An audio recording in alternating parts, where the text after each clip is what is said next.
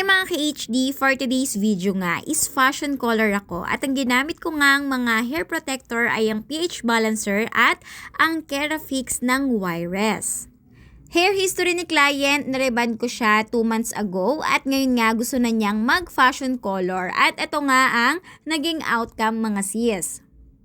So yung pinaka-base ko nga mga sis ay nagmix po ako ng 0.0 plus 8.17.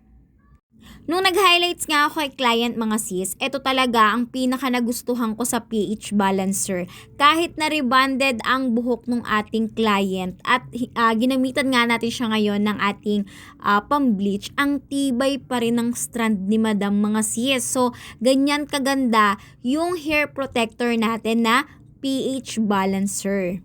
Pero unahan ko na kayo, disclaimer lang po, kaming mga hairdresser ay may kanya-kanyang technique. So ito nga yung akin at sinishare ko lang sa inyo. At kung gusto nyo namang makapag-avail ng products ng Wires, pwede na po kayong mag-direct PM sa Wires Hair Products. At ang ganda nitong Kerafix mga sis, sobrang napa-amaze ako nito. Ang bango at ang shiny nito sa buhok mga sis.